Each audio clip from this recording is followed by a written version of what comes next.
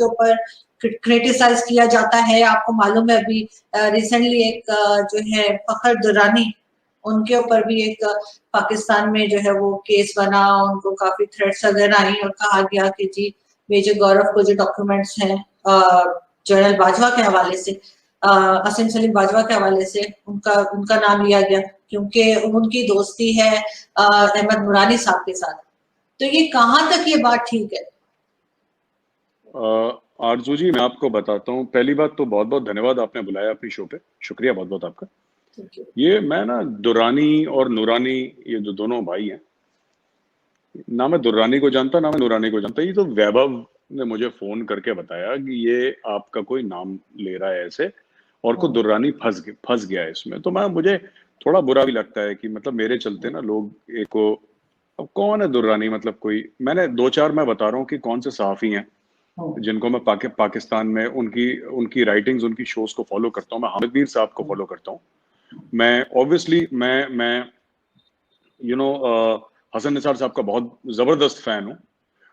आया जमीर साहब हैं आपके, पहले डॉन के लिए लिखते थे, अब द न्यूज के लिए लिखते हैं। मैं आया जमीर साहब को लिखता हूँ, पढ़ता हूँ उनको बहुत।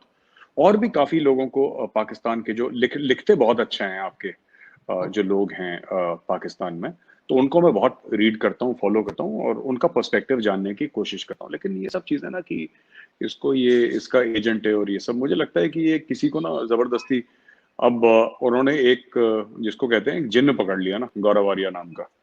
अब आपको जो समझ में नहीं आया, जो आपके खिलाफ लिखेगा, खिलाफ मतलब पाकिस्तानी फौज के या डीप स्टेट के खिलाफ या सरकार के खिलाफ जो लगे, आपने बोला इसी का एजेंट है, ये मेजर सब करवाता है।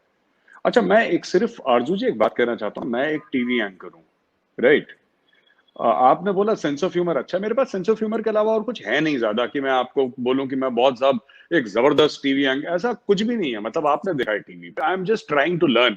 मैं भी मीडिया में नया नया आया हूँ, तो ना मैं कोई ऐसा कोई टॉप का एंकर हूँ, ना मैं कोई, ये पता नहीं इन लोगों ने कुछ ऐसा करके। और मुझे तो बड़ा अनफॉर्चुनेट सा लगता है ना जब ये दुर्रानी और नूरानी जो है ना, साबरी ब्रदर्स कव्वाल, बेचारे एक नूरानी फंस गया, एक दुर्रानी फंस गया। मुझे तो अब इनके पीछे लोग लग गए हैं। वो मैंने सुना था, वो वीडियो किसी ने भेजा था, वो मतीउल्लाह जान साहब हैं, मतीउल्लाह जान साहब अपना इंटरव्यू कर रहे हैं और उनके वकील हैं, एक वकील से बात कर रहे हैं और उनसे ये सब चीजें, तो इट्स वेरी अनफॉर्चुनेट। मैंने तो कभी सोचा नहीं था कि ये सब होगा। और वो जो दूसरा वीडियो जिसमें वो मौलाना साहब जो हैं, वो मौलवी साहब जो हैं, वो मस्जिद में बोल रहे हैं कि वो इंडिया का जो मेजर है, ये सब, और पता नहीं क्या, वो शिया सुन्नी फसादात, मतलब देखिए, जब तक अगर 2 मिनट के लिए आप मान भी लीजिए, मैं कह रहा हूँ फर्ज कीजिए, हाइपोथेटिकल सिनेरियो लेके आप सोचिए कि अगर कोई ऐसा है कोई इंडिया में जो करवा भी रहा है ना, अगर ऐसा है तो करवा कोई नहीं रहा, बट हाइपोथेटिकली एकेडमिकली सोचिए, तो फिर ऐसा क्यों है कि ये शिया सुन्नी तो मैंने नहीं बनाया ना, ये गौरव आर्या ने तो नहीं बनाया, या इंडिया की कोई इंटेलिजेंस एजेंसी ने बैठ के बोला कि मुसलमान 2 हिस्से में तकसीम होंगे, एक को हम शिया बोलेंगे, एक को हम सुन्नी, हमने तो नहीं बनाया। और खुद इमरान खान साहब ऑन रिकॉर्ड हैं, इमरान खान साहब ही इज ऑन रिकॉर्ड, आप देखिए उनका एक न्यूज चैनल है, मैं नाम भूल गया हूँ, इमरान खान साहब ऑन रिकॉर्ड है, रिसेंट उनका इंटरव्यू है कि सिपाही साहबा वाले उनके पास आए थे और सिपाही साहबा वालों ने उनको बोला था कि खान साहब आप हमारी शियाओं से दोस्ती कराएं क्योंकि एजेंसी वाले कहते हैं इनको मार दो। अब ना मैं पाकिस्तान की एजेंसी कंट्रोल करता हूँ, ना मैं इंडिया की एजेंसी कंट्रोल करता हूँ, ना मैं सिपाही साहबा कंट्रोल करता हूँ, ना शिया ना सुन्नी, मतलब, पर इनको कोई चाहिए, एक होता है ना द फॉल गाय, इनको एक चाहिए कि भाई ये जिन्न है, ये जिन्न है, तो ये रात को पंखा घूम रहा है तो इसके चलते घूम रहा है, so they want somebody to blame, so they have caught me. लेकिन ये चीज क्रिएट भी तो शायद आपने खुद ही की है ना, आप इस तरह से डॉक्यूमेंट्स दिखाएंगे अपनी वीडियोस में, आप बात करेंगे हाफिज सईद की, आप इस तरह की एफएटीएफ की बात करेंगे, या बलूचिस्तान की अगर आप बात करते हैं तो आप अक्सर कहते हैं कि जी वहां पे इंडियन आर्मी को, इंडियन गवर्नमेंट को अटैक कर देना चाहिए। तो ये नेगेटिव चीजें तो आपने खुद ही क्रिएट की है ना अपने लिए, वरना आप कोई ऐसी बात भी कर सकते थे जिससे लोग आपको मतलब पसंद करते, लोग चाहते कि आप यहाँ पर आए, अब तो उल्टा आपके पुतले जलाए जा रहे होते हैं। तो वो मुझे खैर देख के अफसोस ही होता है क्योंकि as long as I know you are a wonderful person. लेकिन फिर वही बात है कि बिल्कुल मौलाना साहब की भी आपने जिक्र किया, लेकिन उनको भी मेरा ख्याल है वो आपको जानते भी नहीं क्योंकि उन्होंने आपका नाम नहीं लिया, वो सिर्फ यही कहते रहे कि कोई मेजर है और इस तरह से करके। तो ये चीज, ये सिर्फ एक वीडियो आपने देखी है, लेकिन यहाँ पे जो मेन टीवी चैनल्स है ना, जो न्यूज चैनल्स है, उनके ऊपर भी यही बात हो रही है। मैं एक न्यूज चैनल पे गई थी और वो मुसलसल यही बात कर रहे थे कि आपकी वीडियोस के हवाले से कि आपको जो है वो टेररिस्ट डिक्लेयर करवा देना चाहिए यूनाइटेड नेशन से। तो इस लेवल पे बात जा चुकी है। देखिए, मैं बताता हूँ आपको ना कि लोग कह रहे हैं कि लोग आपको पसंद करते। मैंने कभी ये नहीं सोचा कि लोग मुझे कहीं के भी पसंद करें। मुझे इंटरेस्ट भी नहीं है कि लोग मुझे पसंद करें, ठीक है? मेरे परिवार वाले, मेरे दोस्त मुझे पसंद करते हैं, मेरे लिए बहुत है। इतना मैं इमोशनल बैगेज लेकर नहीं चाहता, वहाँ के लोग पसंद नहीं करते, यहाँ के लोग पसंद नहीं करते, ना करें। आपने वो गजल सुनी होगी जगजीत सिंह की, किसी रंजिश को हवा दो कि मैं जिंदा हूँ। रंजिश यानी दुश्मनी। तो आदमी उतना ही इंपॉर्टेंट होता है जिसके जितने हाई प्रोफाइल दुश्मन होते हैं। जितने ज्यादा दुश्मन, उतना इंपॉर्टेंट आदमी। वरना जो सड़क पे बेचारा आम आदमी चलता है, उसका कौन दुश्मन है? दूसरी चीज ये है कि आप कह रहे हैं कि आरजू जी, आपने बोला कि साहब आपने FATF की बात क्यों करी, आपने ना ये सब ये मुख्तलिफ आपने बातें क्यों करी, और हाफिज सईद की। मतलब हाफिज सईद हमारे मुल्क में आए, बेगुनाह लोगों को मारे, अपने लोग भेजे, आतंकवादी दहशतगर्द भेजे, मरवाए, और हम उसके बारे में बात भी नहीं कर सकते। हाफिज सईद जो कि यूनाइटेड नेशन से डिक्लेयर्ड एक टेररिस्ट है, उसकी ऑर्गेनाइजेशन प्रोस्क्राइब्ड है, वो आज की तारीख में भी पाकिस्तान में है, और वो पाकिस्तानियों के लिए हीरो है। परवेज मुशर्रफ साहब ऑन रिकॉर्ड है, आप देखिए, वजाद खान का इंटरव्यू है जिसमें उन्होंने बोला है कि लश्कर तैयबा हमारी हीरो है, ओसामा बिन लादेन हमारा हीरो है।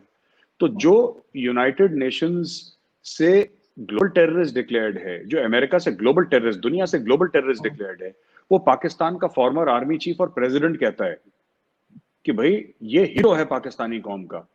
और एक इंडिया में बैठा सा एक अदना सा छोटा सा एंकर, जिसकी इंडिया के टॉप 100 एंकरों में गिनती नहीं आती, टॉप 10 तो भूल जाइए, टॉप 100 में जिसकी गिनती नहीं आती बेचारे की, उसने यूट्यूब का वीडियो बना दिया तो पूरी कौम का दुश्मन बन गया। ये आपको लॉजिकल लगती है बात?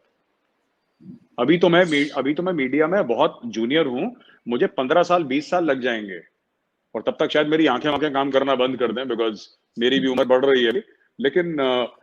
लेकिन ऐसा नहीं है, ये लोग थोड़ा ज्यादा तवज्जो दे रहे हैं इस चीज को, जो कि नहीं देनी चाहिए। नहीं नहीं, खैर आप अपने आप को बहुत ही ज्यादा, जैसे कहते हैं ना, बहुत ही ज्यादा डाउन टू अर्थ, बहुत ज्यादा कम करके बता रहे हैं। ऐसा भी नहीं है कि लोग आपको नहीं जानते।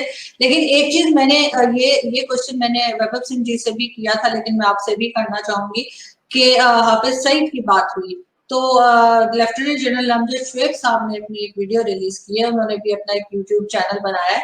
तो उसपे उन्होंने कहा कि $100 मिलियन का इनाम रखा है हाफिज सईद के सर पे अमेरिका ने, कि अगर कोई ये साबित कर दे कि वो मुंबई अटैक में इन्वॉल्व थे।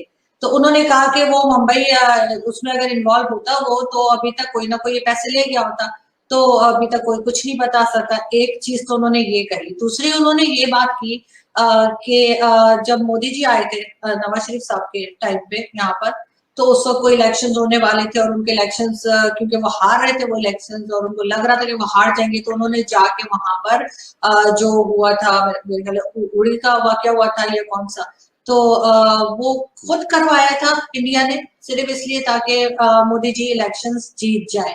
तो ये दोनों चीजों को आप कैसे देखते हैं, दोनों बातों को उनकी?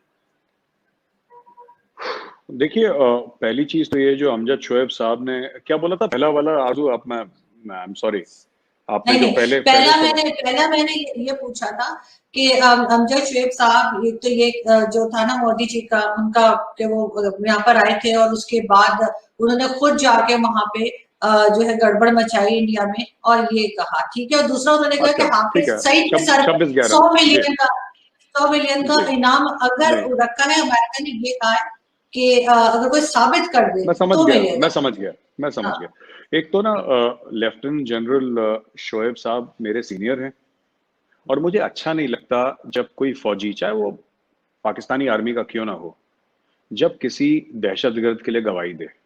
ये ठीक बात नहीं है। आप एक जर्नल हैं फौज के, और आपको ये सब करना ही नहीं चाहिए। फिर पाकिस्तान ना विक्टिम कार्ड भी प्ले करता है कि साहब हमारे इतने बंदे मारे गए, 40,000, कोई 70,000, कोई 1 लाख, 2 लाख, जितने बंदे उतने मुंह, जितनी बातें, ऐसी बातें करते हैं। तो आप जब गवाहियां देंगे हाफिज सईद के लिए, तो फिर हाफिज सईद जैसे लोगों को बढ़ावा मिलेगा। फिर वो जैसे एहसानुल्लाह एहसान है, जिसने वो 16 दिसंबर वाला वाकया करा था, जो APS पेशावर वाला वाकया, ये सब वगैरह वगैरह। दूसरी चीज है कि 100 मिलियन का अवार्ड नहीं है हाफिज सईद के ऊपर, हाफिज सईद की 100 मिलियन का तो ओसामा बिन लादेन के ऊपर तक नहीं था 100 मिलियन का अवार्ड, तो ये अमजद शोएब साहब ने पता नहीं कहाँ से फिगर निकाल के लिया है।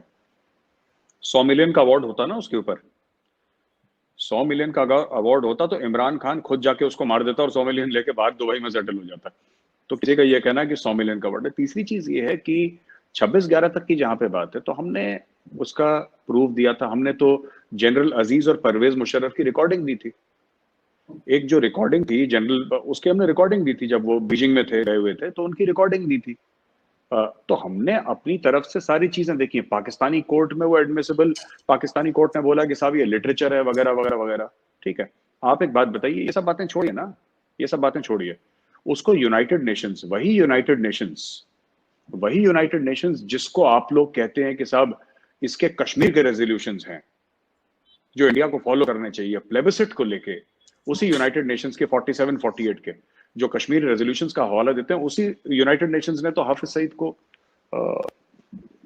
डिक्लेयर करा है terrorist, global terrorist, proscribe terrorist.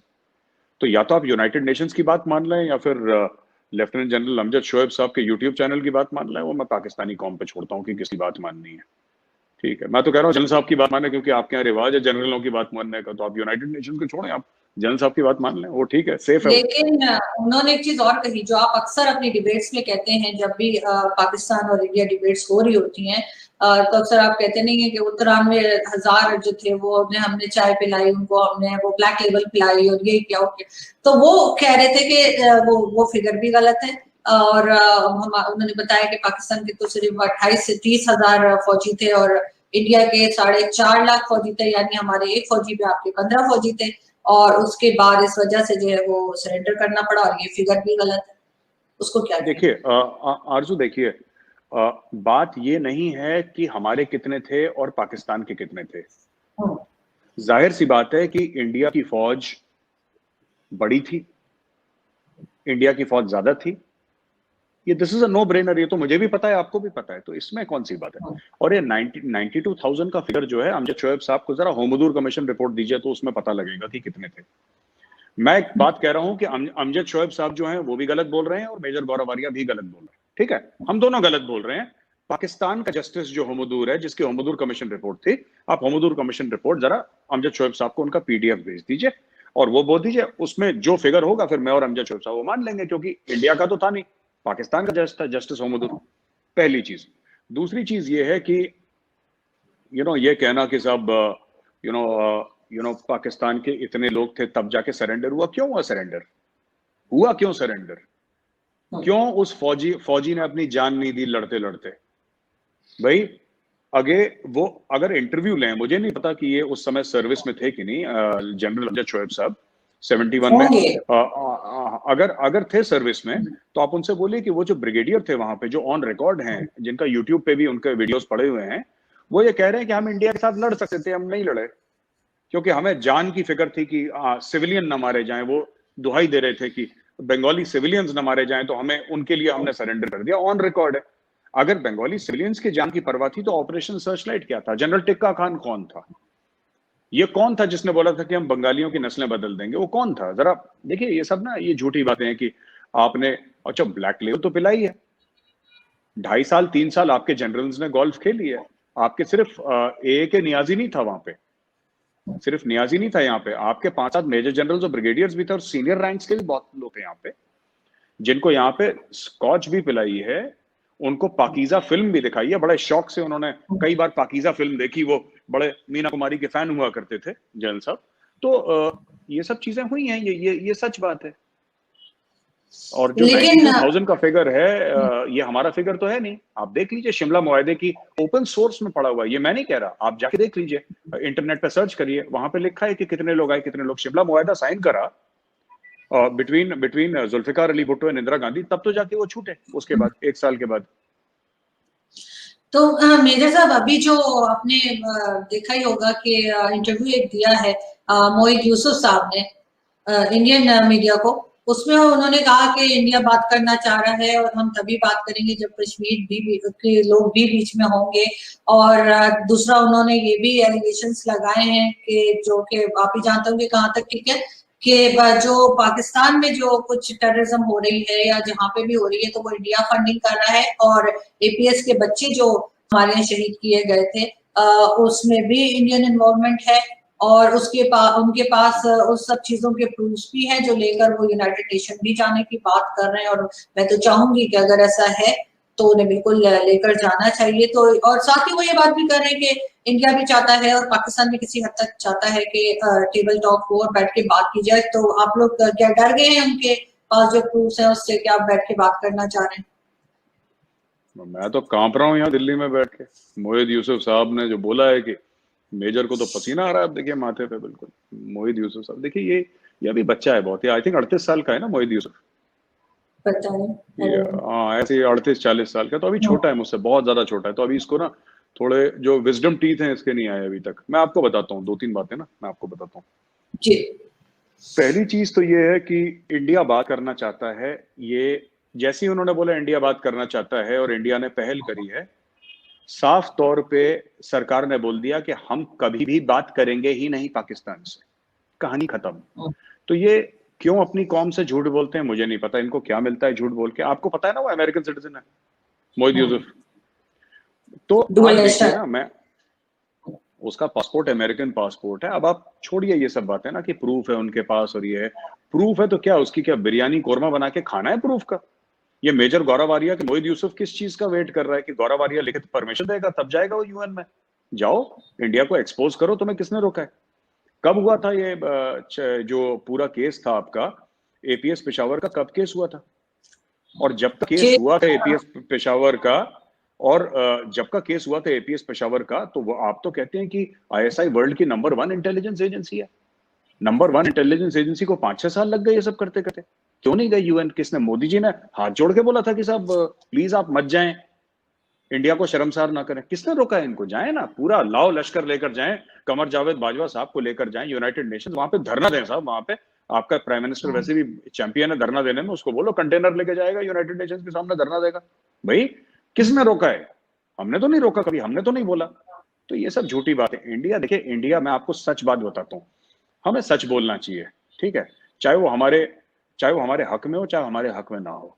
Pakistan में क्या है कि खासतौर से जो आपका निजाम है वहां पे, और जो लोग आपकी, खासतौर से आपका जो अशराफिया है जो पाकिस्तान कंट्रोल करता है, वो लोग एक दूसरे से झूठ बोलते हैं। अब आप देखिए, मोहित यूसुफ एक अमेरिकन सिटीजन है, उसके पास अमेरिकन पासपोर्ट है, ठीक है ना? चलिए आप कह रहे हैं डुअल सिटीजनशिप, उसके पास पाकिस्तानी पासपोर्ट भी है। इसके पहले वो कहाँ था? कहाँ नौकरी कर रहा था वो तो नौकरी कर रहा था, वो अमेरिका में नौकरी कर रहा था, एक अमेरिकन थिंक टैंक में। तो आप एक बात बताइए, आपने एक अमेरिकन सिटीजनशिप को, सॉरी अमेरिकन सिटीजन को आपने पाकिस्तान का एनएसए बना दिया। लेकिन सिर्फ मतलब पासपोर्ट, अगर अमेरिकन पासपोर्ट उन्होंने ले लिया उससे वो अमेरिकन तो नहीं हो जाएंगे ना? है तो वो बाय बर्थ तो पाकिस्तानी ही रहेंगे ना, नेशनलिटी तो पाकिस्तानी ही रहेगी। जब नहीं नहीं नहीं आरजू, ये आपका गलत सोचना है। जब आप किसी के पास जाते हैं, किसी भी मुल्क में जाते हैं और उसकी सिटीजनशिप लेते हैं, तो उसके कॉन्स्टिट्यूशन पे हाथ रख के आपको कसम खानी पड़ती है कि I swear on the constitution of the United states. ऐसा नहीं है कि वो बाय बर्थ आप कहीं के भी, उससे कोई फर्क नहीं पड़ता भाई। आपका पासपोर्ट कहाँ का है? आप एक अमेरिकन सिटीजन हैं, और आप उनसे पूछिए ना। मैं एक सवाल पूछता हूँ, वो छोड़िए उनके पास प्रूफ है, ये सब झूठी, ये सब मक्कारी वाली बातें कर रहे हैं वो। मैं उनसे एक बात पूछता हूँ, आपको चॉइस दी जाएगी, आपको एक पासपोर्ट छोड़ना है, पाकिस्तानी पासपोर्ट छोड़ना है, अमेरिकन पासपोर्ट छोड़ना है, आप प्लीज चूज करें कि आपको एक मुल्क की सिटीजनशिप आपको छोड़नी है। पूछिए मोहित यूसुफ से, पूछिए कि तुम कौन से मुल्क की सिटीजनशिप छोड़ोगे, पूछो ना उससे किसकी छोड़ेगा वो कह दे कि मैं अमेरिका की छोड़ूंगा, ये लो मेरा अमेरिकन पासपोर्ट मैं फाड़ के फेंकता हूं। अब बोलो कि करेगा? देखते हैं करता है कि नहीं करता। नहीं करेगा वो, क्योंकि ये एक नहीं है।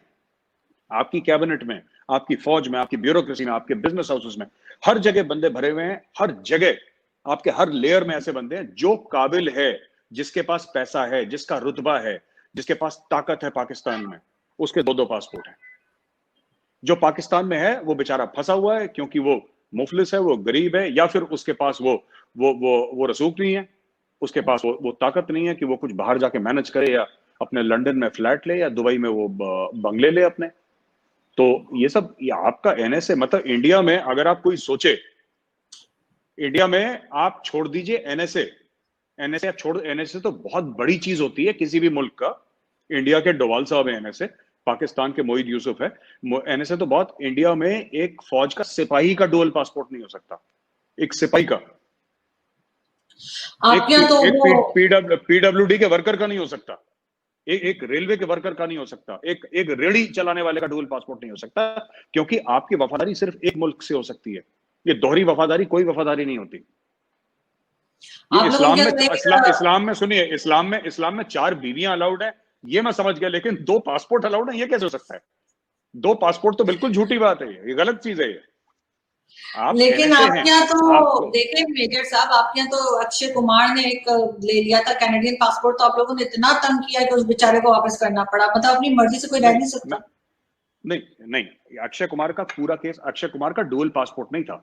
अक्षय कुमार नहीं ने डुअल। इंडियन सिटीजन, हाँ हाँ, बात डुअल की हो रही है। आप मेरे खुद के रिश्तेदार हैं जो बाहर रहते हैं, उन्होंने इंडिया की सिटीजनशिप है, कुछ बाहर रहते हैं जिनके पास इंडियन पासपोर्ट है, वो कह रहे हैं नहीं साहब कुछ साल के बाद हम वापस आएंगे। कुछ हैं जो वहां पे सेटल हो गए। बाहर सेटल होना कोई बुरी बात नहीं है, मैं ये नहीं कह रहा कि बाहर सेटल है, मैं कह रहा हूं कि आपके यहाँ जो इतने बड़े बड़े लोग हैं, इतने रसूख वाले लोग हैं, उनका, अक्षय कुमार का ये केस था कि जब अक्षय कुमार की लगातार 10-15 फिल्में फ्लॉप हुई थी और उसको लगा था कि मेरी फिल्म इंडस्ट्री में कोई फ्यूचर नहीं है, मेरा कोई भी फ्यूचर नहीं है फिल्म इंडस्ट्री में, तो अक्षय कुमार ने बोला चलो मैं कनाडा इमिग्रेट कर जाता हूं, मैं कुछ और बिजनेस करूंगा, वहां पे कोई काम धंधे पे लग जाऊंगा, क्योंकि मेरी पिक्चरें नहीं चल रही हैं।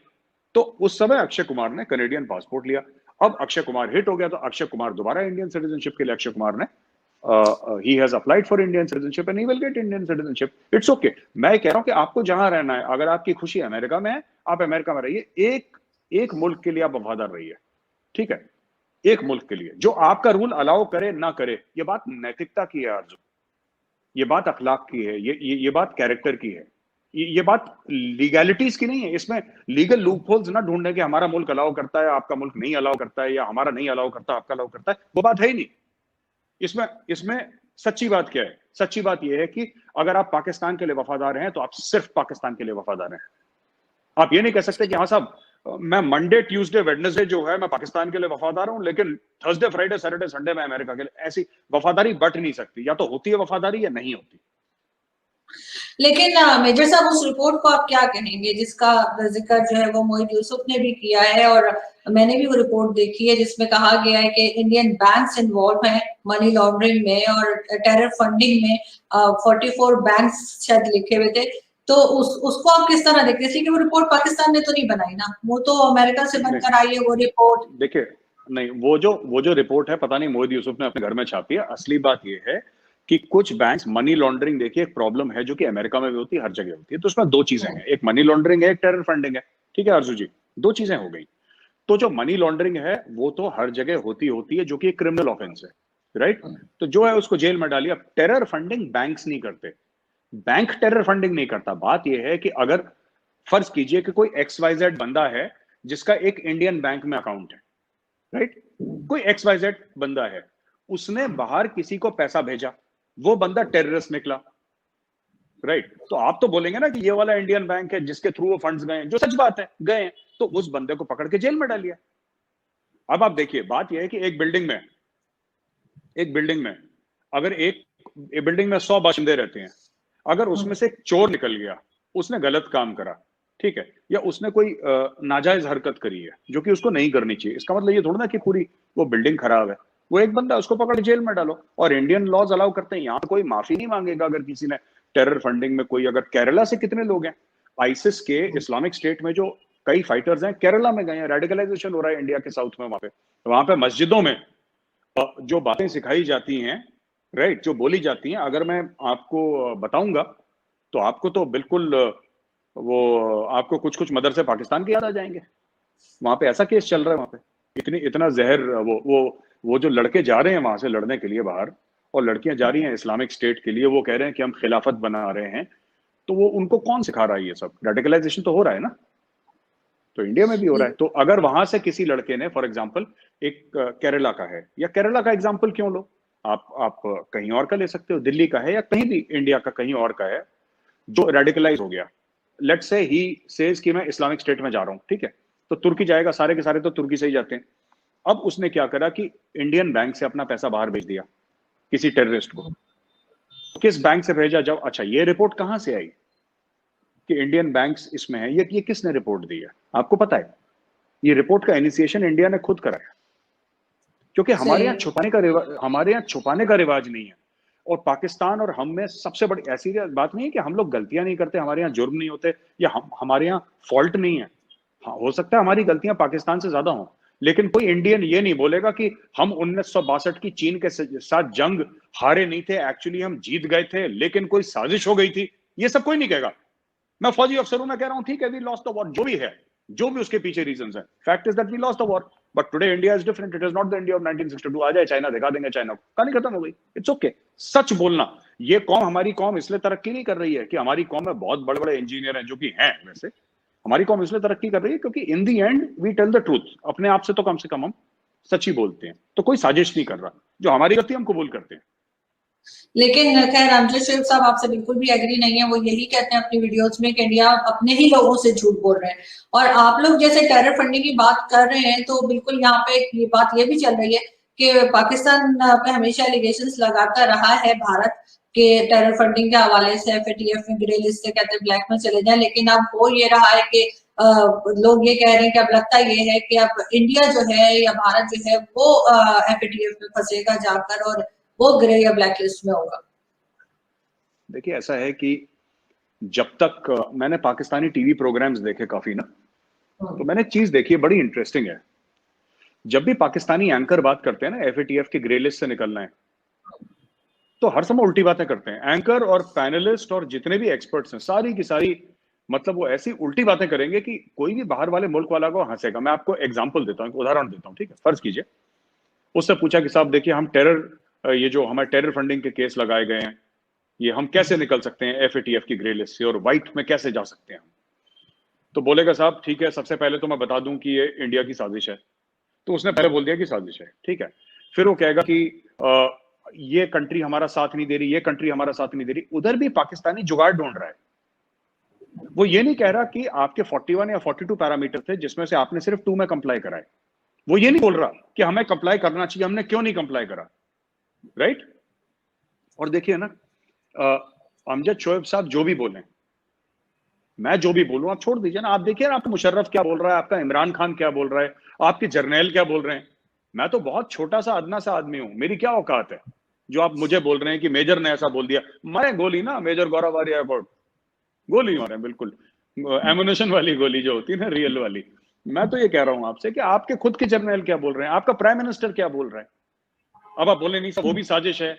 इमरान खान के 2 भाई पैदा हुए थे इमरान खान के नाम के, वो सौते बिल्कुल जुड़वा भाई हैं, वो किसी और ये भी एक यहूदी के, हाँ, करण अर्जुन टाइप की एक साजिश है। अब मैंने करण अर्जुन तो पिक्चर में देवर नॉट ट्विंस, बट कोई भी शक्लें अलग थी। आपने पिक्चर नहीं देखी इसका मतलब। अच्छा आपने देखा, अच्छा सॉरी, हाँ, यू आर राइट, आप बिल्कुल ठीक कह रहे हैं अर्जुन जी, देवर ट्विंस बट शक्लें अलग थी, बिल्कुल ठीक है।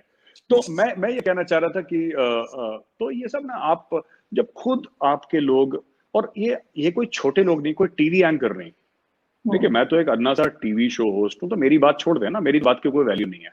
इमरान खान तो प्राइम मिनिस्टर है आपका, परवेज मुशर्रफ आपके आर्मी चीफ और प्रेसिडेंट है, राइट? अब आप देखिए, रेडर्स इन कश्मीर एक किताब है जो major general Akbar Khan Pakistan army ने लिखी है, रेडर्स इन कश्मीर। आप वो किताब पढ़िएगा, मैं आपको भेजूंगा वो किताब, आप जरा पढ़िए रेडर्स इन कश्मीर।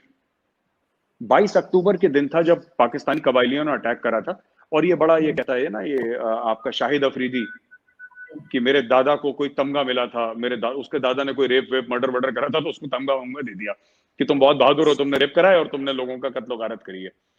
तो मैं ये कहना चाहता हूं कि आरजू जी, आप ये देखिए ना कि अकबर खान की किताब है रेडर्स इन कश्मीर, पाकिस्तानी जनरल है, वो खुद क्या कह रहा है। फिर आप कहते हैं मेजर गौरव आर्य ये कर रहा है, बकवास कर रहा है, झूठ बोल रहा है, इस एजेंसी का एजेंट है, उस एजेंसी का एजेंट है, और ये है वो है। अरे भाई, मेजर गौरव आर्य को छोड़ो, तुम्हारे खुद के जर्नैल अपनी किताबों में लिख के कह रहे हैं कि हाँ, हमने कारगिल पे अटैक करा छुप के, हम लोग कारगिल के अंदर घुसे, हम सियाचिन को आइसोलेट करना चाहते थे। और मैंने सिर्फ एक सवाल पूछ लिया तो जनरल साहब, आपके वो जनरल या ब्रिगेडियर साहब, तो गुस्सा हो गए शो में, रिपब्लिक टीवी की शो पे गुस्सा हो गए साहब। वो कह रहे हैं आप कैसी बातें कर रहे हैं, आप गलत बात कर रहे हैं। मैंने उसने बोला कि भाई हाईवे 1 अल्फा जो है हम उसको काट देंगे द्रास से, द्रास डिस्ट्रिक्ट है कारगिल, उसमें एक टाउन है छोटा सा, तो हम उसको काट देंगे वहां से, तो फिर सियाचिन आइसोलेट हो जाएगा। अरे हमारा थॉइस पे एयरबेस है, राइट? उसके अलावा अगर आप लेह से जाते हैं सियाचिन, तो आपको कारगिल, मैं तो जा चुका हूं सियाचिन बेस कैंप, आपको कारगिल जाने, कारगिल कहीं और पड़ता है, ये कहीं और पड़ता है। ये पता नहीं किस किस चक्कर में मुशर्रफ ने अटैक करवा दिया, खुद उसके समझ में नहीं आया आपने क्यों, क्या था। अच्छा दूसरी चीज है कि कश्मीर को इंटरनेशनलाइज करवाना है, इसलिए कारगिल कराया था। फिर मैं कहता हूं मुशर्रफ साहब आप जनरल हैं, आप पढ़े लिखे बंदे हैं, Kargil is not in Kashmir, आपने गलत जगह अटैक कर दिया। कारगिल तो लद्दाख में है, वो बिल्कुल एक्सेस ही उसका अलग है कश्मीर से। आपको कश्मीर लिबरेट करवाना है, आपने कारगिल में अटैक कर दिया। पता नहीं, मुझे नहीं समझ में आता। कहीं पे निगाहें कहीं पे निशाना, एक और बड़ा फेमस गाना है बॉलीवुड का, ये क्या करते हैं, I don't know what they want to do.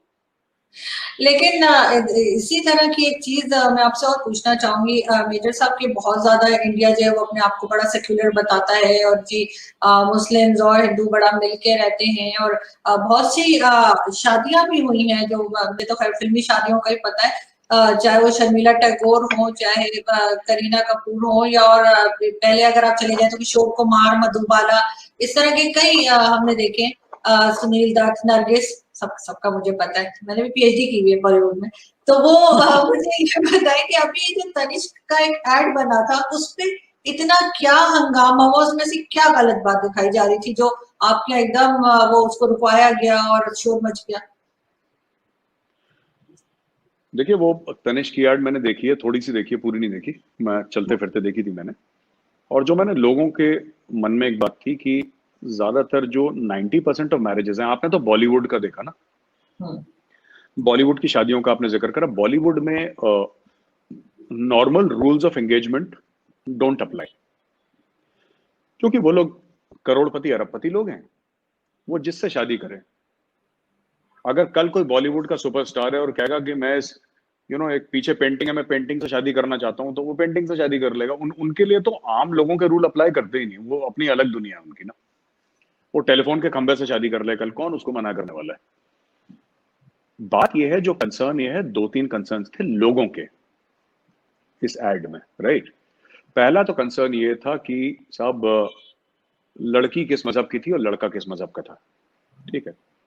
दूसरी चीज ये है कि इस्लाम परमिट नहीं करता कि आपकी गैर मुसलमान से शादी हो, राइट? इस्लाम परमिट नहीं करता।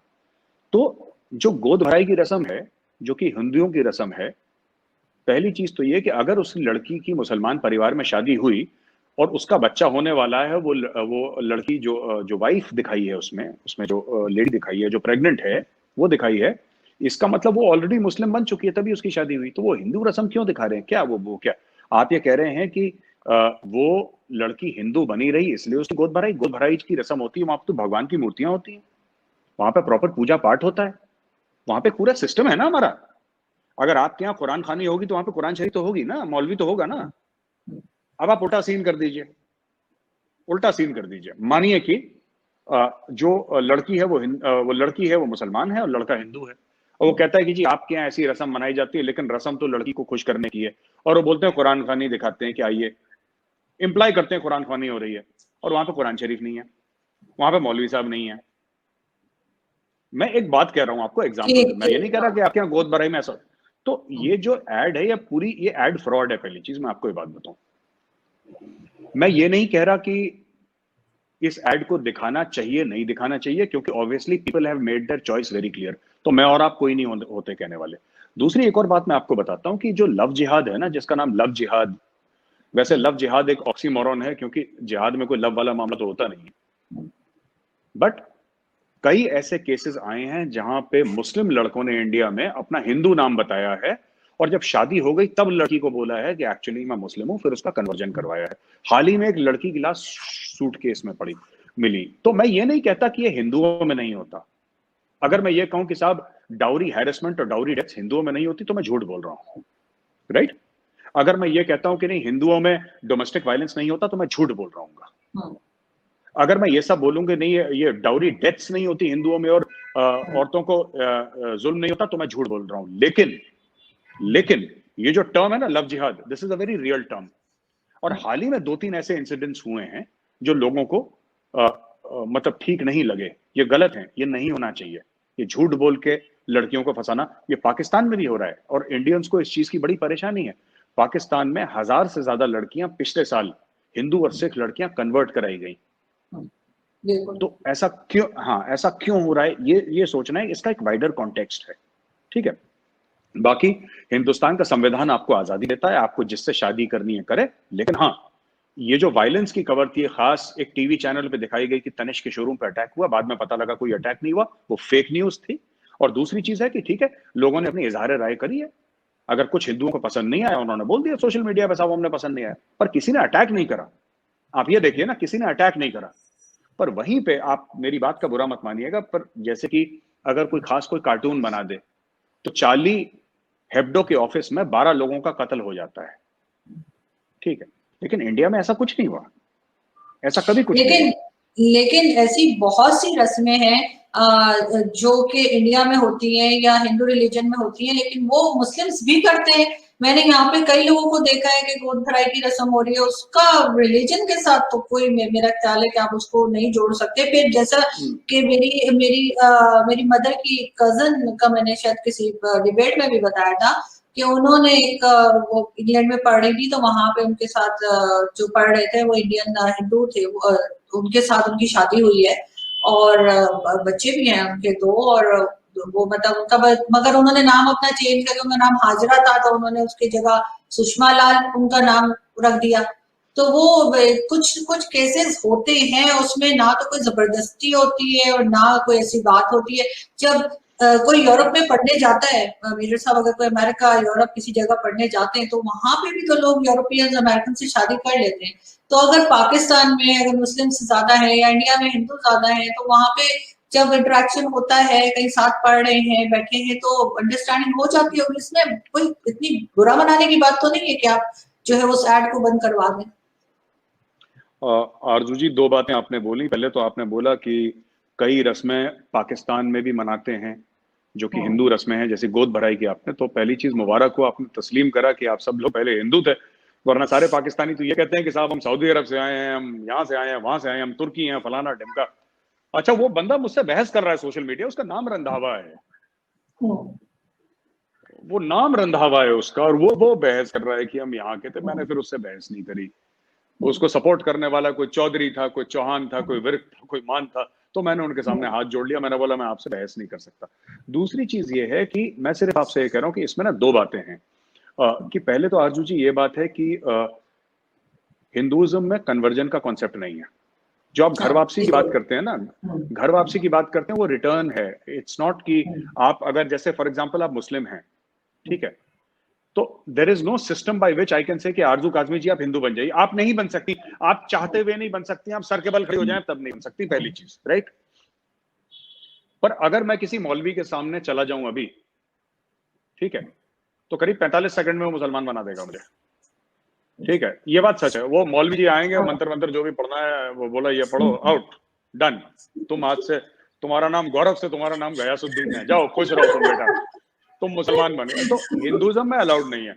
अच्छा, तीसरी चीज मैं आपको आरजू जी ये बताना चाहता हूँ कि कहीं ना ये एक रियलाइजेशन है, राइट, इन इंडिया। और मुझे लगता है कि मैं किसी को गलत या सही नहीं कह रहा, पर कहीं ना कहीं जो मुस्लिम्स हैं सब कॉन्टिनेंट के, कहीं ना कहीं उनको ये एड्रेस करना पड़ेगा। जैसे जैसे ये जो पुरानी हमारी सरकारें थी जिन्होंने जो हमें खास किस्म की तारीख पढ़ाई थी, इतिहास पढ़ाया था ना, जिसमें से आधा झूठा है। बात बताइए आप, इंडिया की जो सभ्यता है, जो हमारी तारीख है, जो हमारा सिविलाइजेशन है, वो 7-8 हजार साल पुराना है।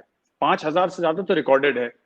और हमें बोला with all due respect, and I have a lot of respect for Mahatma Gandhi, but हमसे कहते हैं तुम्हारा ये फादर ऑफ द नेशन है। कैसे हो गए? 7-8 हजार साल पुरानी सभ्यता का सिविलाइजेशन का फादर ऑफ द नेशन 1947 में कैसे हो गया? और ये किस तरीके? तो मेरा ये कहने का ये मतलब है कि हिंदूज के बीच में अब ये रियलाइजेशन आ रहा है कि हमारे ऊपर गलत हुआ है, ठीक है। अब उसमें कई बातें फैक्ट हैं, कई बातें हो सकता है कि वो अभी निकल रही हैं, बाहर उभर के आ रही हैं, लेकिन ये बात मैं आपको जो हिंदूज की फीलिंग्स है मैं आपको बता रहा हूँ, ठीक है ना।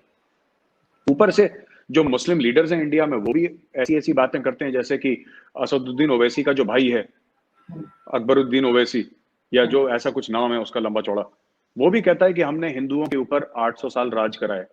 वो ये बात कहता है ऐसे मुल्क में जो कि 80% हिंदू है, और वो इलेक्शन भी जीतता है। तो मैं आपसे एक बात कहना चाहता हूं कि जब हिंदू ये सुनता है कि तुमने 800 साल राज करा, फिर आप चाहते हैं कि वो सेक्युलर भी हो जाए, तो आप क्या चाह रहे हैं कि मतलब हम तुम्हें मारे भी, फिर हम आपको थैंक यू भी बोलें, फिर आप हमें घर तक भी छोड़ कर आए, या फिर हम आपको घर तक छोड़ कर आए? ये सारी चीजें नहीं हो सकती, ठीक है। यू हैव टू अंडरस्टैंड कि ये जो राज था, चाहे अंग्रेजों का राज था। एक बात बताइए, मेरे कई मुसलमान दोस्त हैं और मैं मुसलमानों को भाई मानता हूं अपना, मैं दिल से बोल रहा हूं, तस्लीम करता हूं, ठीक है। लेकिन अगर अंग्रेजों का राज गलत था, अगर अंग्रेजों का राज गलत था, तो मुगलों का राज सही कैसे हो गया? आप ये बताइए कि ये लॉजिक ये बताइए। लोग कहते हैं मुगलों ने ताजमहल बनाया, मेरे पैसे से बनाया, मेरे पूर्वजों के पैसे से बनाया। कोई शाहजहां के पास कोई शाहजहां के पास कोई बिजनेस था, कोई सॉफ्टवेयर कंपनी थी, कोई प्लाजा था, कोई शॉपिंग मॉल था, उसका क्या था? वो तो कर वसूलते थे ना लोगों से, टैक्स लेते थे लोगों से। 95-98% of the population at that time was Hindu. आपने हिंदुओं से टैक्स लेके अपनी चौथी, पांचवी, छठी, सातवीं बीवी जो भी उसकी थी, उसके नाम पे आपने ताजमहल बना दिया, जो कि बड़ा खूबसूरत है। मैंने खुद जाके देखा है। आप इंडिया आएंगे, आपको भी ले जाएंगे, हम आगरा दिखाएंगे, खूबसूरत है, इसमें कोई मना ही नहीं है। हम कोई मना नहीं कर रहे, खूबसूरत है, अच्छी बात है। लेकिन किसके पैसे से बना? हमारे पैसे से बना। बादशाह के पास तो अपना कोई पैसा नहीं होता ना, बादशाह तो लेता है दूसरों से पैसा। बादशाह को कोई बिजनेस थोड़ना है कि सीईओ है किसी कंपनी का तो पैसे कमा रहा है स्टॉक मार्केट पे। तो ये सब चीजें, अगर कोई कंसर्न है हिंदू कम्युनिटी का, तो मुझे लगता है यहाँ पे क्या है, जो मुस्लिम नेता हैं इंडिया के, मैं बस 30 सेकंड और लूंगा, वो आग में घी डालने वाला ज्यादा काम करते हैं। And they are highly unproductive people. इनका कोई, जिसको कहते हैं ना 3 महीना 13 में, कहीं की इनमें गिनती नहीं है। ये ऐसी अपनी एक हवा चला के रखते हैं, ठीक है, ये बात है। लेकिन वही मुझे आपकी वो ताजमहल वाली बात से याद आया कि हम लोग थोड़ा सा, मैं सोची थी थोड़ा सा पॉलिटिक्स के अलावा भी कोई बात करते हैं।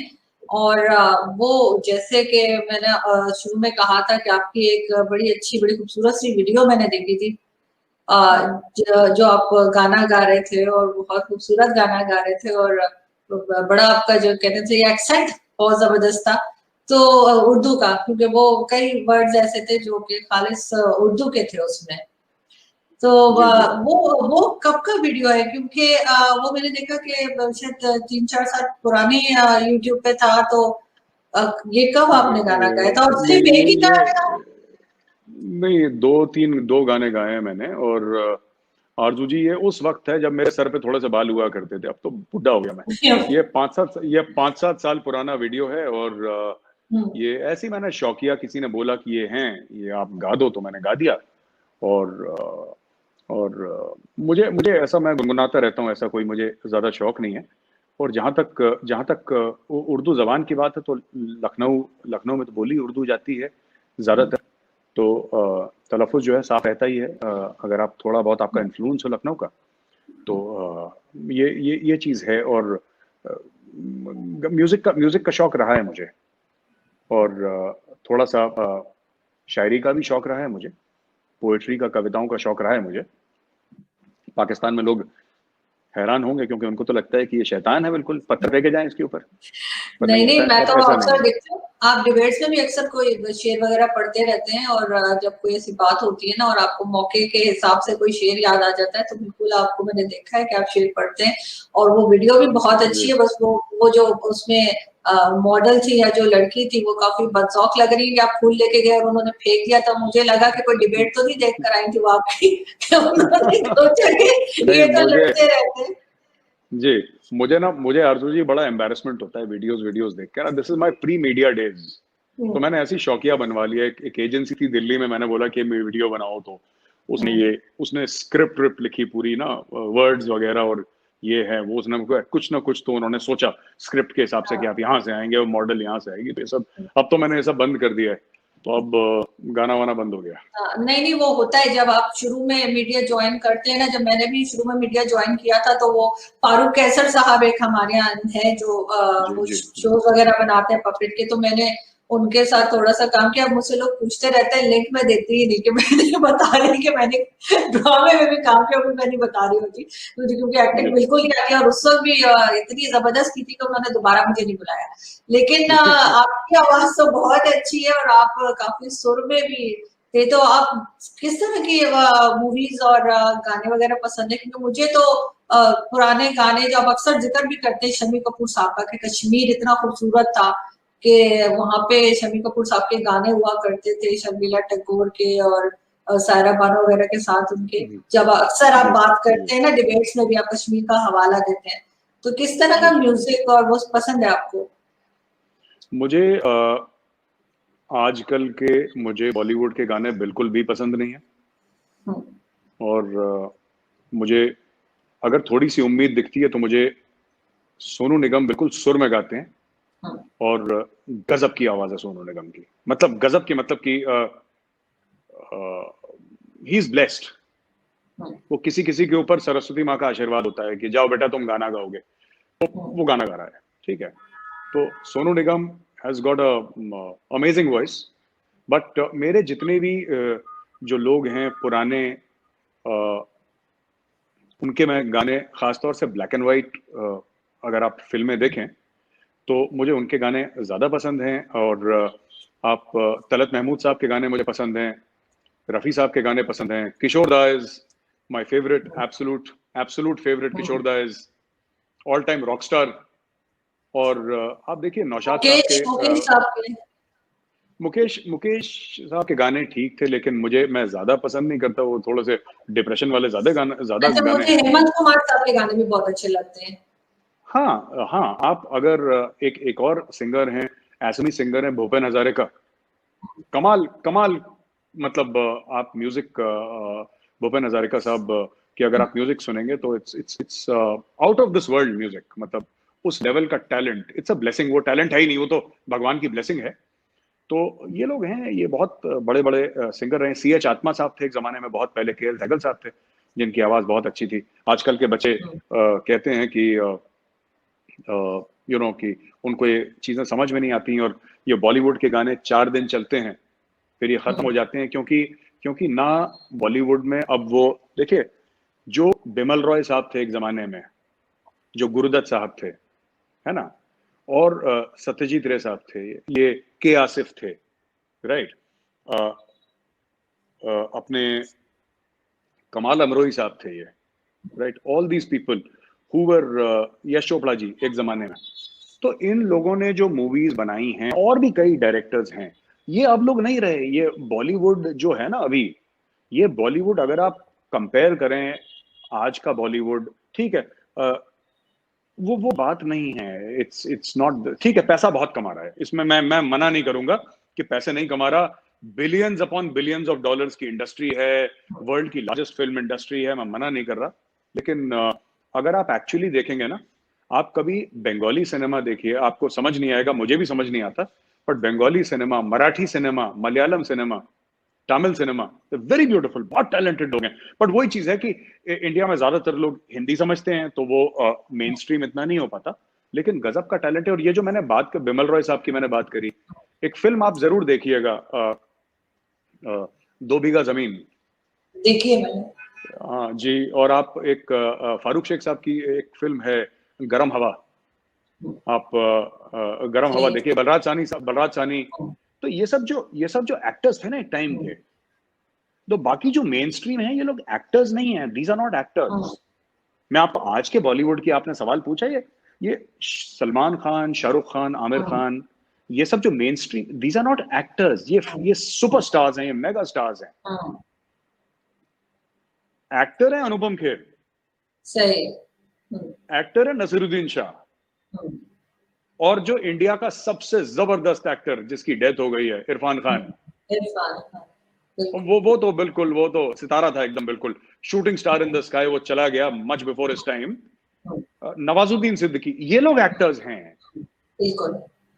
ये लोग लेकिन एक्टर्स, एक चीज असल में मेरे साथ ये कि मेरी बहन कोई नहीं है, तो मैं सबसे छोटी अपने घर में, मतलब 2 भाई हैं मेरे, और मैं तो मेरी मदर को बहुत मतलब शौक था ना, ये पुरानी मूवीज वो बहुत देखा करती थी, तो उनके साथ बैठ-बैठ के कंपनी देने के चक्कर में वो सारी मूवीज मैंने भी देख ली।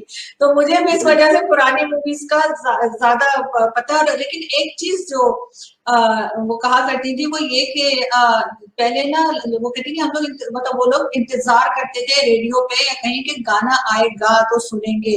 होती थी ना अमीन सयानी साहब का शो आ रहा है या किसी का आ रहा है।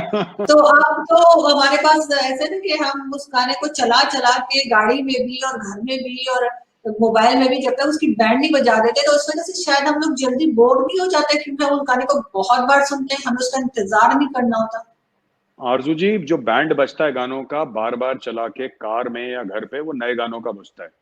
हाँ। जो पुराने गाने आप किशोर दा के, आप रफी साहब के, आप तलत महमूद साहब के, आप गाने 1 लाख बार सुनिए, आप कभी बोर नहीं होंगे। ठीक है। और आप ये देखिए ना, जैसे कि आनंद बख्शी साहब हैं। ठीक है, आनंद बख्शी साहब ने कुछ लिरिक्स लिखे या यू नो देयर इज, आप लोग आर डी बर्मन साहब की बात करते हैं, which I think he was an absolute genius. कभी उनके फादर ने जो लिखा था, जो म्यूजिक लिखा था सचदेव बर्मन साहब ने, आप कभी एस डी बर्मन का सुनिए, इट्स मतलब यू विल से कि यार ये लोग हैं कौन, ये कौन सी दुनिया से आए हैं, इतना टैलेंट कहाँ से। मैं आपको बात बताऊं, मैं बॉलीवुड की बात कर रहे हैं, मैं तो आरजू जी अक्सर ये बात कहता हूं कि you know there are 3 levels. ये मेरा खुद का इजाद है, ये मैंने खुद अपने दिमाग लगा के मैंने बताया ना, ये कि एक लेवल होता है टैलेंट, जो सबसे नीचे वाला लेवल होता है टैलेंटेड, राइट? वो सबसे नीचे वाला। आप एंकर हैं, मैं एंकर हूं, हम में एंकरिंग का थोड़ा बहुत टैलेंट है, so we are talented in a way. Everybody, every human being, यहाँ पे 7-8 बिलियन जितने भी लोग हैं, सबका कोई ना कोई टैलेंट है। ठीक है, कोई बेचने का टैलेंट है, गाने का टैलेंट है, पेंटिंग का टैलेंट है, कुछ भी करने का टैलेंट है, किसी में, सब में होता है। उसके ऊपर होते हैं गिफ्टेड। ये मेरी खुद की, ये मेजर गौरव आर्य की थ्योरी है जो मैं यहाँ पे आपको बता रहा हूँ। उसके ऊपर लोग होते हैं गिफ्टेड लोग होते हैं, जैसे कि म्यूजिक में आप देख रहे हैं बॉलीवुड में जो गा रहे हैं, ये गिफ्टेड लोग हैं, ये थोड़ा सा टैलेंटेड से ऊपर है।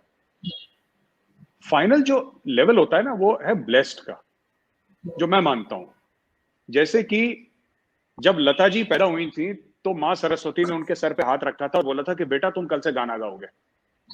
लता मंगेशकर का जो कैपेबिलिटी है, उसके पीछे कोई लॉजिक नहीं है, जिसको उर्दू में कहता है ना रूहानी। बिल्कुल। जैसे अमिताभ बच्चन साहब हैं, अमिताभ बच्चन के सक्सेस के पीछे कोई लॉजिक नहीं है। क्या अमिताभ बच्चन से बेटर लुकिंग लोग बॉलीवुड में आए? दसियों आए। उनसे अच्छी आवाज के लोग आए। You can not explain the magic of Amitabh Bachchan, आप नहीं समझा सकते, उसके पीछे कोई लॉजिक नहीं है। उनके सर पे हाथ रखा भगवान ने और बोला कि बेटा तुम कल से एक्टिंग करोगे। That is there is no other logic to Amitabh Bachchan, there is no logic to जो गुलजार साहब लिखते हैं, राइट? गुलजार साहब जो लिखते हैं, उसके पीछे कोई लॉजिक थोड़ा है, there is no logic, it's just हाँ, ये गिफ्ट ऑफ गॉड है, ये भगवान का आशीर्वाद है, उसके पीछे कोई लॉजिक नहीं है। आप और मैं, अगर मैं बोलूं कि जी मैं गाना गाता हूं, ठीक है, मैं 1000 साल रियाज करूं, मैं मोहम्मद रफी का 1% नहीं बन सकता, नहीं बन सकता, it is just like that. लेकिन गाने अगर हम देखते हैं पुराने तो वैसे तो सभी के अच्छे थे, लेकिन देवानंद साहब के तो कोई एक गाना मुझे बता दे जो मैं कहूं कि भाई ये बड़ा बकवास गाना है, अच्छा नहीं है। हर गाना उनका इतना बेहतरीन होता था। और देव साहब का स्टाइल भी जो था ना, वो मैंने जितनी फिल्में भी देखी, वो कभी भी गाँव के भी बनते थे ना तो वो पढ़े लिखे ही बनते थे। वो कभी ऐसा नहीं था कि वो जब पढ़े वैसे मतलब भले के पढ़े लिखे ना हो, चाहे गाँव की, जैसे कई फिल्में उनकी है इसमें वो है। नहीं, बिल्कुल आप एक फिल्म है उनकी काला पानी, देवानंद की, जिसमें मधुबाला भी हैं। उसमें गाना है, आप सुनिएगा, हम बेखुदी में तुमको पुकारे चले गए, रफी साहब ने गाया गाना। अरे मतलब जिसको कहते हैं ना front foot 6 out of the park. अरे गजब की आवाज, गजब का मेलोडी। तो ये सब पुराने लोग हैं, ये सब चले गए, बॉलीवुड का बैंड बच गया है।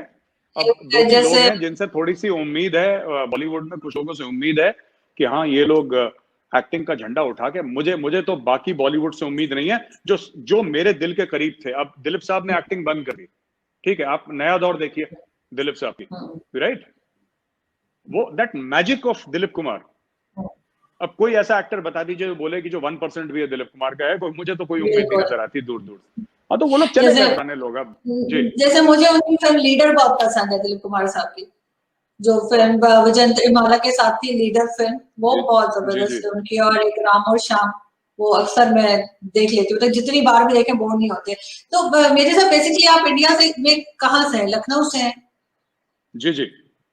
तो वहां पे किस तरह के खाने वगैरह खाए जाते हैं? क्योंकि मेरे फादर आए थे इलाहाबाद से, तो जी वहां तो ये तो बहुत मिर्चों वाले खाने। हमारे तो अगर हमें मतलब मिर्च कम लगे ना, ऊपर से हरी मिर्च काट के डाल देते हैं, वैसे वो खा हाँ, लेते हैं। थोड़ा सा वो थोड़ा सा बहुत यूपी में तीखे मैं होते बताता हूँ हैं। आपको जी, एक्चुअली क्या था कि लखनऊ में जो नवाब आए थे लखनऊ में, तो वो बेसिकली उसमें पर्शियन इन्फ्लुएंस था खाने में, बिकॉज ये सब शिया थे जितने भी नवाब थे लखनऊ के। This dynasty was a Shia dynasty. तो उसमें कई किस्से भी हैं नवाबों के, बड़े फनी किस्से हैं, पता नहीं ये सच हैं झूठ हैं, लेकिन कहते हैं कि 1857 की जो वॉर ऑफ इंडिपेंडेंस था, उसमें जब अंग्रेज आए थे तो नवाब साहब के महल में घुसे, जो उनका महल था नवाब साहब का, तो उसके अंदर घुसे। अब पता नहीं सही है गलत है, मैंने तो सुना है बुजुर्गों से कि नवाब साहब के महल में घुसे, और तो लोगों ने बोला कि नवाब साहब को बोला कि आप भागिए साहब, अंग्रेज आए जान से मार देंगे। तो नवाब साहब कहीं नहीं हिले। तो जब अंग्रेजों ने कैद कर लिया नवाब साहब को, तो पूछा कि नवाब साहब आप भागे क्यों नहीं, जब हम आपको मारने आ रहे थे आप भागे क्यों नहीं? तो कह रहे हैं जो हमें जूता पहनाने वाला था वो मिल नहीं रहा था कहाँ पे है, तो हम कैसे भागते। दूसरा नवाब इसलिए पकड़ा गया क्योंकि वो वहीं तक भागा जहां तक कालीन था। जहां सही। तक कालीन खत्म हो गया, नवाब ने बोला जान जाए जाए, लेकिन स्टैंडर्ड डाउन नहीं करना हूं, कालीन था। अब पता नहीं है किससे सही है गलत है। तो एक सोफिस्टिकेशन, एक नफासत तो है देखिए लखनऊ में, एक सोफिस्टिकेशन था लखनऊ में कि खाना बनाने का। जैसे दिल्ली में, मैं अब ये चीज ना, मुझे ना इसके बीच में भी गालियां पड़नी है लोगों से ना, क्योंकि दिल्ली वाले थोड़े से इमोशनल हो जाते हैं इस चीज के ऊपर। पर दिल्ली में अगर आप जाएंगे, खाना बहुत टेस्टी है, लेकिन दिल्ली में क्या है कि यमुना का पानी थोड़ा सा अलग है, ठीक है। तो आप देखेंगे इसमें दिल्ली में क्या होगा कि बहुत ज्यादा मसाले होंगे खाने में, बहुत ज्यादा तेल होगा। One of the reasons was कि यमुना का पानी थोड़ा सा अलग है। तो ये जब आगरा से यहाँ पे शिफ्ट हुए, आगरा में भी यमुना नदी है, लेकिन जब दिल्ली में शिफ्ट हुए, then it went through a very tangible change. पहली चीज तो ये है। दूसरी बात ये है कि आप देखेंगे कि एक तरीके का खाना है दिल्ली का, विच इज जिसमें जब पंजाबीज आए थे दिल्ली में, तो they bought a lot of cuisine, और दिल्ली का खाना है बहुत टेस्टी। मैं आपको सही बताऊं, दिल्ली का खाना गजब का है। लेकिन अगर आपको सोफिस्टिकेटेड फूड खाना है तो फिर आपको लखनऊ आना पड़ेगा। मुझे इसलिए पता है दिल्ली के खाने और तेल का, क्योंकि मेरी मदर दिल्ली से थी, और मेरे फादर जिसे कहते हैं ना, कहते कहते चले गए कि तेल कम डाला करो, तेल कम डाला करो, लेकिन हमारे घर में हमेशा नहीं, आपको इतना तेल वो मिलेगा। वो दिल्ली वालों की प्रॉब्लम है। अब दिल्ली में आप कभी भी खाएंगे, आप वेजिटेरियन फूड खाइए, बहुत शानदार वेजिटेरियन फूड बनता है, और बहुत शानदार नॉन वेजिटेरियन फूड भी मिलता है, लेकिन आपको तेल दिल्ली में मिलेगा। वो तेल कहते बहुत हैं कि खाते जो हैं दिल्ली चिपक वाले। जाता है और डेगची में इस वजह से ज्यादा डालते हैं। लेकिन वो आपकी नवाब वाली बात से मुझे याद आया, एक फिल्म थी शतरंज के खिलाड़ी, तो उसमें भी वो सत्यजीत रे यही साहब की फिल्म दिखाया है बहुत, हाँ। था। उसमें यही दिखाया था कि बस वो शतरंज खेलते रहते थे, और जब हमला हुआ तो फिर वो जंगल में जाके बैठ गए और वहां खेलना शुरू कर दिया। मतलब उनका वो जो तरीका था वो बदला नहीं नवाब साहब का। तो अभी भी एक जी जी मैं आपसे इसके साथ एक चीज और पूछना चाह रही थी कि एक जगह है कड़ा, कड़ा शायद कहते हैं, या कड़ी या कड़ा, ऐसा कुछ नाम है इलाहाबाद में। तो वो कितनी दूर है अगर दिल्ली में कोई पहुंचे वहां से जाने में इलाहाबाद में? क्योंकि वो वहां पे मेरे फादर वहां से थे, तो मैंने शायद आपको एक स्क्रीनशॉट भी भेजा था गूगल से सर्च जी जी जी करके। जी, मुझे मुझे मैंने ये जो कड़ा जो जगह है, मैंने नाम नहीं सुना, लेकिन हम पता लगा सकते हैं, इसमें कोई बड़ी बड़ी बात नहीं है, पता लग जाएगा। और ये लखनऊ, इलाहाबाद, कानपुर, ये तो एक ही बेल्ट है। तो यहाँ से लखनऊ, आप अगर नोएडा से चले लखनऊ, तो तकरीबन 7-8 घंटे में आप पहुंच जाएंगी। बहुत बढ़िया एक्सप्रेसवे है, बहुत शानदार एक्सप्रेसवे है, तो आप आराम से जा सकते हैं। कनेक्टिविटी बहुत शानदार है। तो फिर आप आए इंडिया, फिर आपको ले चलते हैं इलाहाबाद। आप देखिए जरूर, कि आप अपना भी काम हो आइए। गया। आप भी आइए जी ना, आपके पुतले जलाए जा रहे हैं, आप देखेंगे नहीं आगे?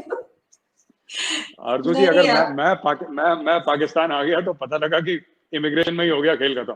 नहीं नहीं, मैं तो बिल्कुल ये चाहूंगी कि मेजर गौरव, कि आपका जो इम्प्रेशन अजीब सा बना हुआ है, नेगेटिव, वो ना हो। और इसी तरह से जैसे आप बात करें, जाहिर है हर एक अपना पॉइंट ऑफ व्यू होता है, आप वो दे रहे होते हैं अपने शोज में या अपने वीडियोस में, तो लोग उसको अंडरस्टैंड करें। और थोड़ा सा हम लोग ये पीपल टू पीपल कांटेक्ट जो है उसको कर पाए, ताकि कब तक लड़ेंगे? देखें ना, इतने साल हो गए इंडिया पाकिस्तान को, अब तो थोड़ी सी सिचुएशन बेहतर हो जानी चाहिए। आपको लगता है कि आगे कुछ फ्यूचर है? नहीं, कोई फ्यूचर नहीं। नहीं है। और नहीं, बिल्कुल नहीं। हिंदुस्तान और पाकिस्तान में कभी अमन नहीं होगा। लोग जो कहते हैं अमन होगा, आपने पीपल टू पीपल कांटेक्ट की बात करी, इंडिया में भी काफी लोग ऐसी बात करते हैं आरजू जी। आप और मैं यूट्यूब पे बात करते रहेंगे, ठीक है, लेकिन पीपल टू पीपल कांटेक्ट ये सब नहीं होने वाला। अमन कभी नहीं। मेरे जीते जी, अगर मेरी जिंदगी 10 15 20 साल और है, अगर है, भगवान ने लिखी है, तो मेरे जीते जी कभी पीस नहीं होगा इंडिया पाकिस्तान में। हो ही नहीं सकता, हो नहीं सकता, नहीं होगा। आप, और जो इसकी उम्मीद लगा रहा है वो बेवकूफ है, वो खुद से झूठ बोल रहा है। कभी नहीं होगा पीस। जो कश्मीर में हो रहा है, राइट, पाकिस्तान में दाऊद बैठा है, पाकिस्तान में हाफिज सईद बैठा है, पाकिस्तान में मौलाना मसूद अजहर बैठा है। अगर अमन चाहिए और बातचीत चाहिए तो पाकिस्तान को कुछ वो स्टेप्स उठा। देखिए बात पता है क्या है, साफ सीधी बात है, जो पाकिस्तान ने, और मैं आपको या आम पाकिस्तानी को इसके लिए ब्लेम नहीं करता, क्योंकि उसके कोई स्टेक्स नहीं है, वो तो आपका स्टेट कर रहा है ना, आप थोड़ा ना कर रहे हैं वो। लेकिन मैं आपको एक बात बताता हूं आरजू जी की, जो पाकिस्तान कर रहा है इंडिया में, अगर इंडिया करे तो बहुत नुकसान हो जाएगा, ज्यादा पाकिस्तान को बहुत ज्यादा नुकसान हो जाएगा। क्योंकि इंडिया के पास ताकत ज्यादा है, इंडिया के पास पैसे ज्यादा है, इंडिया की पहुंच ज्यादा है।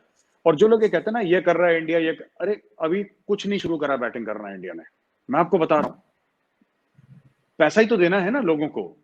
आरजू जी, अगर फसाद कराना है तो पैसा ही देना है, पैसे की क्या कमी है? इतना पैसा है, बजट बनाना है आपको, $10 बिलियन ईयर का बजट बनाना है, फिर आप देखिए क्या होता है।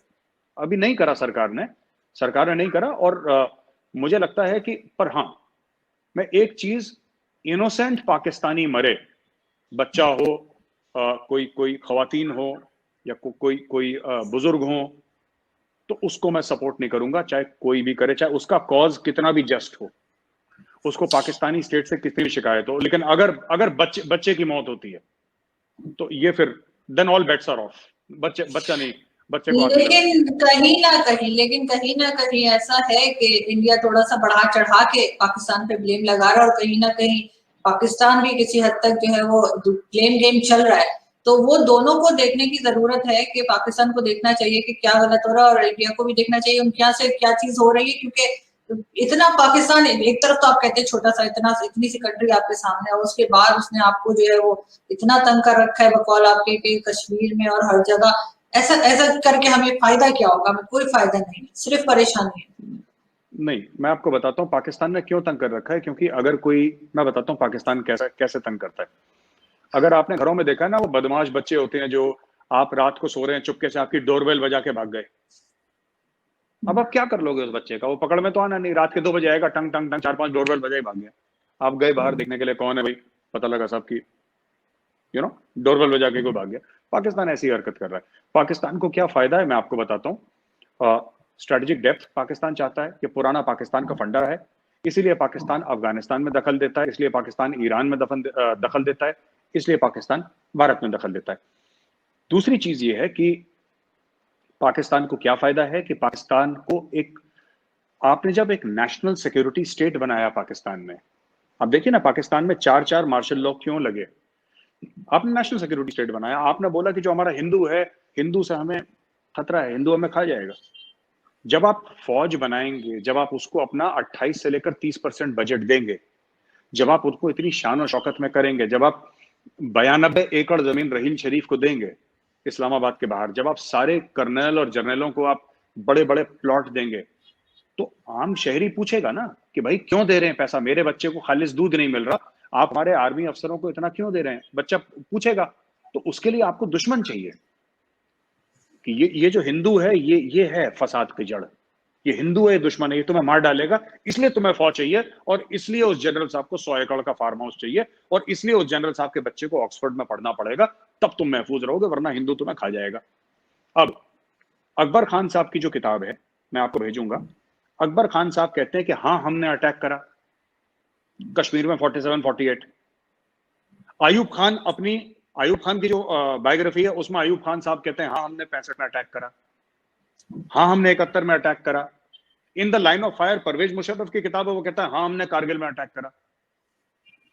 अब आप उनसे पूछिए जो खुद आपके जर्नल लिख रहे हैं, उनकी किताबें मैं आपको भेजूंगा वो बुक, आप पढ़िएगा। वो खुद कह रहा है हमने, जब वो खुद कह रहा है अटैक करा है, फिर आप कहते हैं कि इंडिया अटैक कर देगा। अरे आप किसी जर्नल से ये तो कहलवाइए कि इंडिया ने एक बार हमें अटैक करा। हमारी 4 जंगें हुई हैं, 47, 48, 65, 71, 99 कारगिल। इंडिया ने कब अटैक करा है आपको? अगर करा है तो आप बोलिए ना कि ये जनरल की किताब है, इस सफे पे, इस पैराग्राफ पे, इस लाइन में, इस वर्ड में जनरल ने ये बोला है कि तब इंडिया ने अटैक करा है। सारे आपके जनरल खुद कह रहे हैं कि जी हम तो गाजी हैं, हम तो मुजाहिद हैं, हम घोड़े पे बैठे थे, शमशीर हिलाते हुए सहराओं में हमने अटैक। वो खुद अपने गाने गा रहे हैं, खुद कह रहे हैं हमने अटैक करा है। फिर आप कहते हैं कि साहब हिंदू खा जाएगा। हिंदू कहां से खा जाएगा भाई? हिंदू चुपचाप बैठा है यहाँ पे। तो ये देखने वाली बात है जी। नहीं बिल्कुल, वो बुक्स आप मुझे जरूर भेजिएगा। और यहाँ पे थैंक यू सो मच कि आपने हमें ज्वाइन किया। एंड आई होप कि ये सारी चीजें जो है वो हम समझने की कोशिश करेंगे। और बिल्कुल वो बुक्स भी मैं देखूंगी जो आप मुझे भेजेंगे। लेकिन फिर भी बहुत दफा ऐसा भी तो होता है ना कि आप किसी को इतना तंग करें, इतना छेड़े कि वो पलट के आपको मारे, और फिर आपके देखो इसने मुझे मार दिया। तो वो हो सकता है कोई इस तरह की सिचुएशन हुई हो तो। आरजू जी देखिए, पाकिस्तान बना 14 अगस्त 1947 को।